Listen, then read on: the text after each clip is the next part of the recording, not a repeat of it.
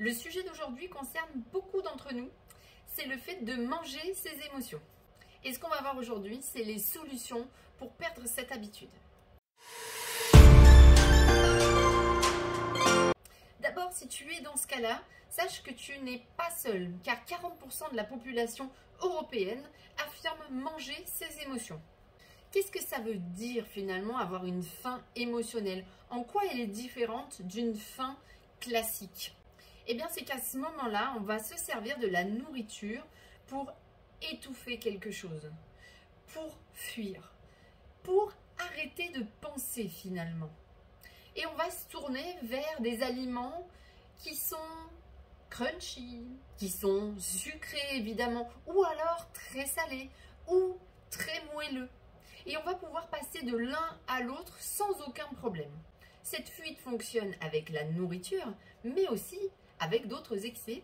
Ça peut être l'alcool, ça peut être la cigarette, ça peut être le shopping ou le sport. L'idée est toujours la même, faire taire quelque chose, le plus souvent par peur de ce qui pourrait se passer si on laisse sortir ce qu'il y a à l'intérieur de nous. Quand on a une faim émotionnelle, il faut l'assouvir extrêmement rapidement. C'est une faim qui demande de la rapidité. Donc, on prend tout ce qu'il y a sous la main. On vide les placards, on passe d'un truc à l'autre. Ou alors, on a anticipé et on se fait livrer de la nourriture à la maison. Mais le truc, c'est la rapidité. Ou en passant devant une boulangerie ou un magasin où on fait le stock de ce que l'on va manger juste en arrivant. Quand on est dans cette phase-là, on n'a pas du tout conscience de ce que l'on est en train de faire. On n'a ni conscience de ce que l'on mange, ni de la quantité que l'on mange. Finalement, on se rend compte qu'on vient de faire ça une fois qu'on en a jusque-là. Que le corps envoie le signal de « si je mange encore un truc, je vais vomir ». À ce moment-là, l'estomac est complètement distendu à fond. Et c'est que là que votre esprit prend conscience de ce qui vient de se passer et qu'il faut à tout prix arrêter de manger. Généralement, juste avant d'en arriver là, on était dans une phase un peu obsessionnelle. On commence à penser à ce qu'on va manger plusieurs heures avant. On est un petit peu dans la répétition de penser, vraiment ce côté de l'obsession, qui va rester dans la tête tant qu'elle n'est pas assouvie. Il y a une quantité d'émotions très importante. Lesquelles est-ce qu'on mange finalement? C'est souvent un peu les mêmes. La tristesse, la colère, la frustration aussi dans les émotions qui sont plutôt négatives. Mais ça peut être aussi des émotions positives. Il y a des personnes qui mangent de cette manière quand elles sont dans la joie, quand elles retrouvent de la famille ou des amis. Et finalement, elles débranchent complètement leur cerveau pour ce qui est du côté de la nutrition. Et elles se laissent aller à manger des quantités incroyables parce qu'elles sont heureuses.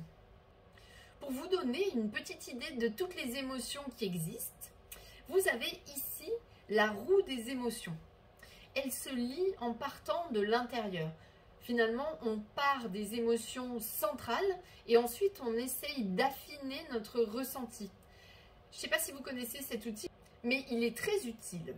Souvent, dans les personnalités qui ont des compulsions alimentaires, on retrouve l'adage « je l'ai bien mérité ».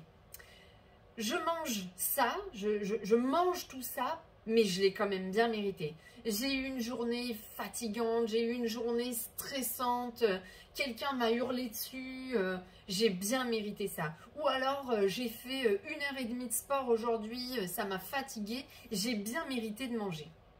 Cette idée de la récompense alimentaire, c'est souvent quelque chose que l'on a hérité de notre éducation et de nos parents. Il faut essayer de s'en détacher. L'alimentation, les aliments ne sont pas une récompense et ne doivent pas l'être. Pour que ça fonctionne, il faut que vous ayez des plaisirs ailleurs. Lorsque dans notre vie, le seul plaisir, c'est l'alimentation, on est dépendant finalement. On entre vraiment dans le cadre comme une drogue de la dépendance.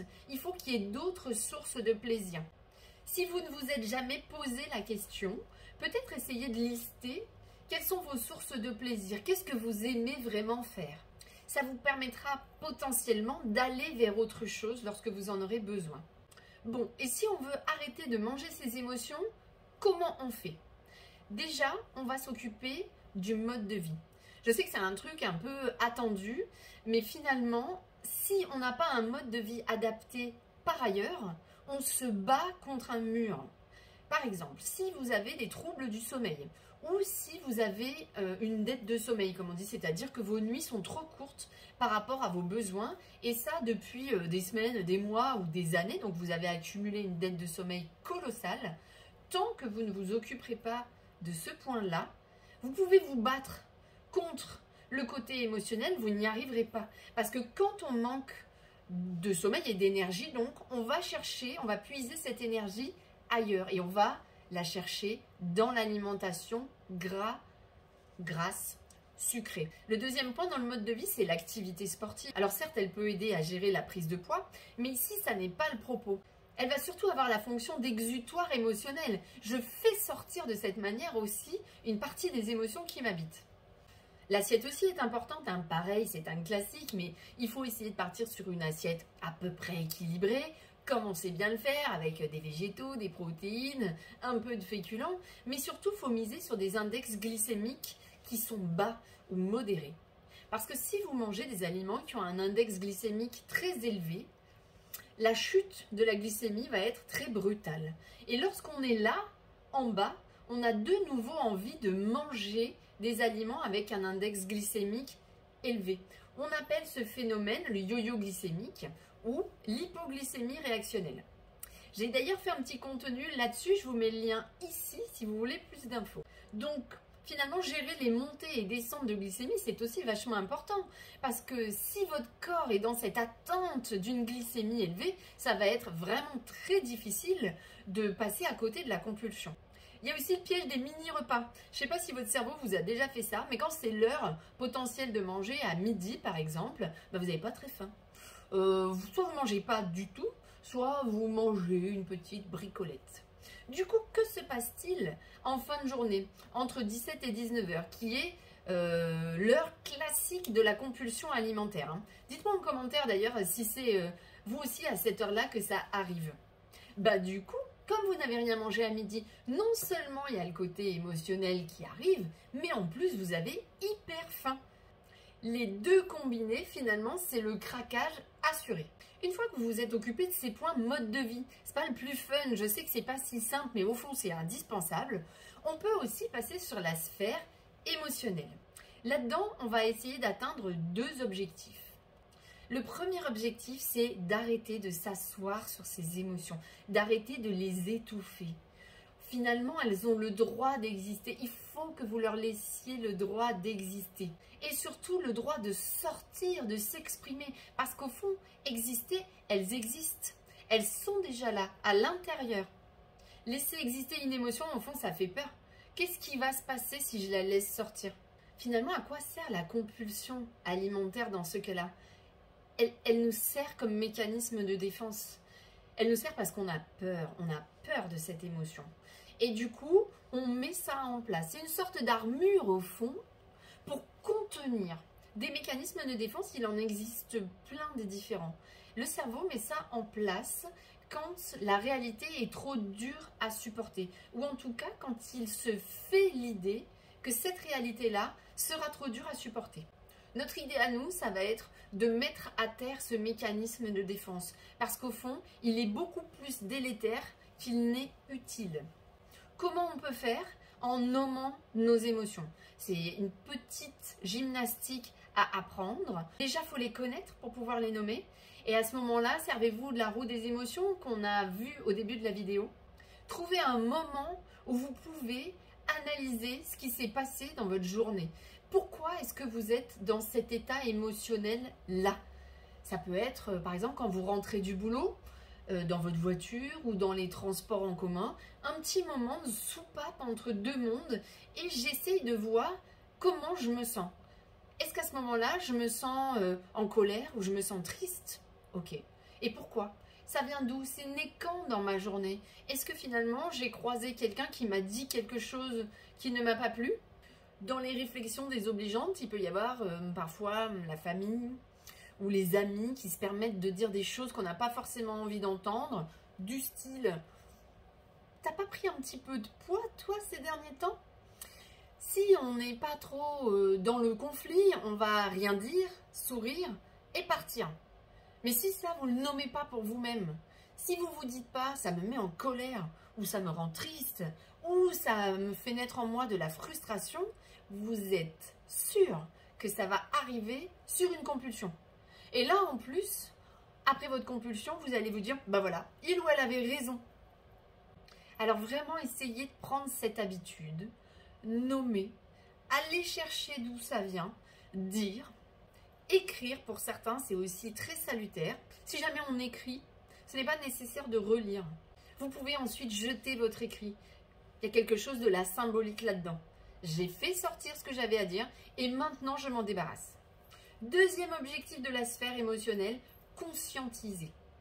Quand on est dans des phases comme ça de compulsion, on n'est pas du tout en conscience de ce que l'on est en train de faire. On ne sait pas ce qu'on mange, on ne sait pas combien on en a mangé. Et du coup, on n'est pas du tout dans le plaisir. On n'est pas dans le plaisir alimentaire. C'est bien dommage ça. Parce qu'au fond, quitte à aller dans des extrêmes, autant y prendre du plaisir. Pour calmer un désir, il faut du plaisir. Le désir, il est né avant dans la journée. Donc, si vous n'avez pas ensuite le plaisir pour le calmer, ça ne fonctionnera pas. Et ça ouvre la porte à d'autres choses. Mon désir n'a pas été assouvi vraiment. Du coup, je vais recommencer encore pour arriver enfin à l'assouvir. Comment on fait pour être à nouveau dans le plaisir? On peut se servir du VACOG, comme on dit, c'est-à-dire de nos sens. VACOG, ça veut dire visuel, auditif, kinesthésique, olfactif et gustatif. Donc, lorsque l'excès alimentaire commence, on est à ce qu'on fait. On ne fait pas autre chose. On ne regarde pas la télé en même temps, on n'est pas sur son ordi ou sur son smartphone en même temps. On sacralise un peu l'instant. Déjà, à quoi ressemble ce que je suis en train de manger visuellement? C'est beau? Quelle couleur ça a? Ça brille ou au contraire pas du tout? Qu'est-ce que ça sent? Avant même de croquer dedans, essayez de sentir. Est-ce que ça vous rappelle quelque chose, ces odeurs? Ça sent la noisette, ça sent le chocolat, ça sent la cacahuète. Ensuite, une fois que vous avez croqué dedans, prenez le temps de mâcher et de voir quelle est la consistance. Est-ce que ça croustille? Est-ce que c'est moelleux? Là va aussi arriver le goût tout de suite. Le goût, c'est pareil, ça peut vous rappeler des souvenirs. Et après avoir fait le tour de tous vos sens, est-ce que ça me procure du plaisir? Est-ce que j'aime ce que je suis en train de manger? Et si c'est le cas, c'est top. Prenez du plaisir à le faire et surtout, ne culpabilisez pas. L'ennemi public numéro 1 de la compulsion, c'est la culpabilité. Parce que quand on culpabilise d'avoir fait ce qu'on a fait, on se sent mal avec soi-même et ça ouvre la porte vers une autre compulsion qui arrivera plus tard. Si je peux vous donner un petit conseil, quand le désir est là, quand vous savez que vous allez aller sur une phase comme ça, ne luttez pas. Allez-y et allez-y sur l'aliment qui vous fait vraiment plaisir, sur l'aliment qui vous donne envie. Parce que des fois, on entend des conseils du style « Ah ben, si t'as faim à ce moment-là, t'as qu'à manger une carotte et ça passera. » Et non! Donc, octroyez-vous l'aliment qui vous fait rêver à ce moment-là. Prenez du plaisir à le faire et surtout, ne culpabilisez pas. Au fond, le petit adage de conclusion, ça pourrait être « Je me permets ce moment, je l'accepte, je m'accepte moi aussi et je m'aime avec mes failles. » J'espère que cette vidéo a pu vous donner quelques pistes. Si elle vous a plu, n'hésitez pas à me laisser un petit like. Et aussi, n'hésitez pas à me laisser des commentaires ou vos techniques à vous. Comment est-ce que vous avez réussi à limiter vos compulsions alimentaires ou à les faire disparaître? Je serai de retour ici dans une semaine avec un nouveau sujet, alors pensez à vous abonner.